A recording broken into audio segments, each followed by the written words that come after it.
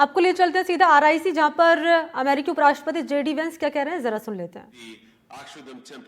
Did I pronounce that right, honey? I did okay. All right. With my family this morning, as a matter of fact, and last night, Prime Minister Modi welcomed me, Usha, and our 3 small children at his beautiful home. I've been amazed by the ancient beauty of the architecture of India, by the richness of India's history and traditions, but also by India's laser-like focus on the future. And those things, I think this appreciation for history and tradition and this focus on the future is very much something that I think animates this country in 2025. Now, in other countries I visited, it sometimes feels like there's a flatness, a sameness, a desire to just be like everyone else in the world. But it's different here. There's a vitality to India, a sense of infinite possibility, of new homes to be built, new skylines to be raised, and lives to be enriched. And there's a pride in being Indian, a feeling of excitement about the days that lie ahead. Now, it's a striking contrast with too many in the West, where some in our leadership class seem stricken by self-doubt and even fear of the future. To them, humanity is always one bad decision away from catastrophe. The world will soon end, they tell us, because we're burning too much fuel, or making too many things, or having too many children. And so, rather than invest in the future, they too often retreat from it. Some of them pass laws that force their nations to use less power. They cancel nuclear and other energy generation facilities, even as their choices, the choices of these leaders, lead to more dependence on foreign adversaries.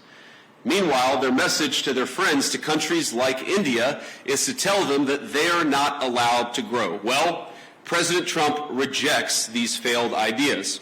He wants America to grow, he wants India to grow, and he wants to build the future with our partners all over the globe.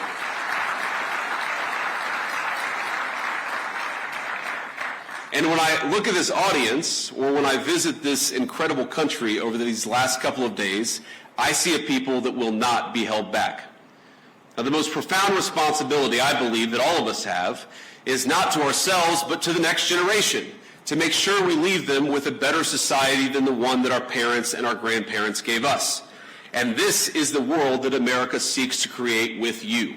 We want to build a bright new world, one that's constantly innovating, one that's helping people to form families, making it easier to build, invest, and trade together in pursuit of common goals. Now, I believe that our nations have much to offer one another. And that's why we come to you as partners looking to strengthen our relationship. Now, we're not here to preach that you do things any one particular way. Too often in the past, Washington approached Prime Minister Modi with an attitude of preachiness, or even one of condescension. Prior administrations saw India as a source of low-cost labor on the one hand, even as they criticized the Prime Minister's government, arguably the most popular in the democratic world. And as I told Prime Minister Modi last night, he's got approval ratings that would make me jealous. But it wasn't just India. This attitude captured too much of our economic relationship with the rest of the world. So we shipped countless jobs overseas, and with them our capacity to make things, from furniture, appliances, and even weapons of war.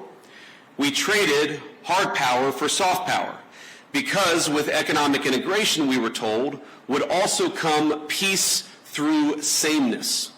Over time, we'd all assume the same sort of bland, secular, universal values, no matter where you lived. The world was flat after all. That was the thesis, and that was what they told us. And when that thesis proved false, or at least incomplete, leaders in the West took it upon themselves to flatten it by any means necessary. But many people across the world, and I think your country counts among them, they did not want to be flattened. Many were proud of where they came from, their way of life, the kind of jobs they worked, and the kind of jobs their parents worked before them. And that very much includes people in my own country, the United States of America.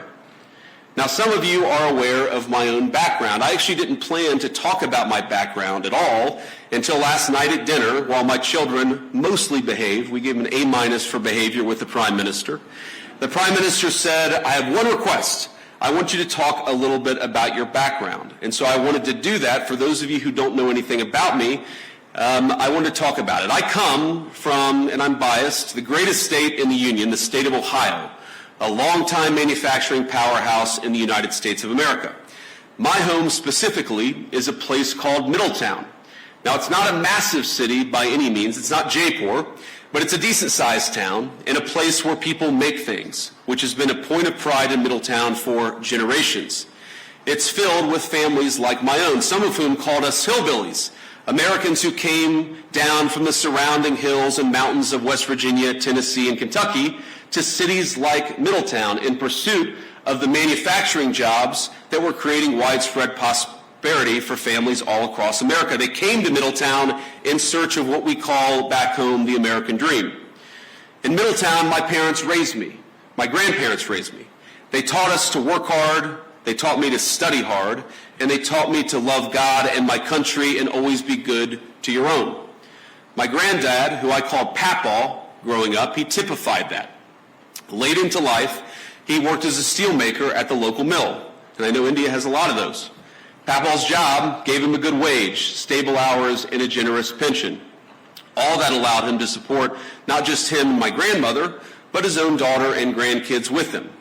Now, by the time I came around, money was awfully tight, but he worked hard to make a good living for all of us. Now, I know Papaw and Mamaw were grateful for the way of life their country made possible. Their generation bore witness to the formation of America's great middle class. And by creating an economy centered around production, around workers who build things, and around the value of their labor, our nation's leaders then transformed their country and made thousands of little Middletowns possible. The government supported its labor force. We created incentives for productive industries to take root and struck good deals with international partners to sell the goods made in the United States of America. But as America settled into world historic prosperity it generated, our leaders began to take that very prosperity and what created it for granted. They forgot the importance of building, of supporting productive industry, of striking fair deals, and of supporting our workers and their families.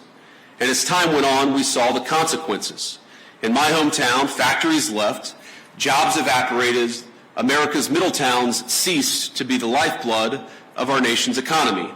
And the United States, as it became transformed, those very people, the working class, the background of the United States of America, were dismissed as backwards for holding on to the values their people had held dear for generations. Now, Middletown's story is my story, but it's hardly unusual in the United States of America. There are tens of millions of Americans who, over the last 20 or so years, have woken up to what's happening in our nation. But I believe they woke up well before it's too late. Now, like you, we want to appreciate our history, our culture, our religion. We want to do commerce and strike good deals with our friends. We want to found our vision of the future upon the proud recognition of our heritage rather than self-loathing and fear. I work for a president who has long understood all of this, whether through fighting those who seek to erase American history or in support of fair trade deals abroad. He has been consistent on these issues for decades. And as a result, under the Trump administration, America now has a government that has learned from the mistakes of the past. It's why President Trump cares so deeply about protecting the manufacturing economy that is the lifeblood of American prosperity and making sure America's workers have opportunities for good jobs. As we saw earlier this month, he will go to extraordinary lengths to protect and expand those opportunities for all Americans. And so today I come here with a simple message. Our administration seeks trade partners on the basis of fairness and of shared national interests. We want to build relationships with our foreign partners who respect their workers, who don't suppress their wages to boost exports, but respect the value of their labor. We want partners that are committed to working with America to build things, not just allowing themselves to become a conduit for transshipping others' goods. And finally, we want to partner with people and countries who recognize the historic nature of the moment we're in, of the need to come together and build something truly new, a system of global trade that is balanced, one that is open, and one that is stable and fair. Now, I want to be clear, America's partners need not look exactly like America, nor must our governments do everything exactly the same way. But we should have some common goals, and I believe here in India we do, in both economics and in national security. And that's why we're so excited. That's why I'm so excited to be here today. In India, America has a friend, and we seek to strengthen the warm bonds our great nations already share. Now, critics have attacked my president, President Trump, for starting a trade war in an effort to bring back the jobs of the past, but nothing could be further from the truth. He seeks to rebalance global trade so that America, with friends like India, can build a future worth having for all of our people together. And when President Trump and Prime Minister Modi announced in February that our countries aim to more than double our bilateral trade to $500 billion by the end of the decade, I know that both of them meant it. And I'm encouraged by everything our nations are doing to get us there. As many of you are aware, both of our governments are hard at work on a trade agreement built on shared priorities, like creating new jobs, building durable supply chains, and achieving prosperity for our workers. In our meeting yesterday, Prime Minister Modi and I made very good progress on all of those points.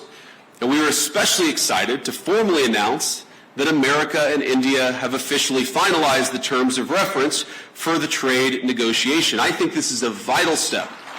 Thank you.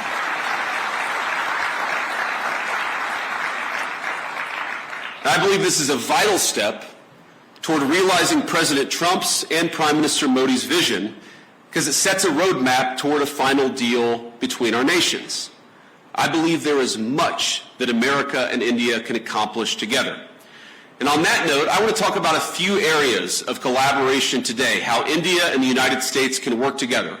First, perhaps most importantly, to protect our nations. Second, to build great things.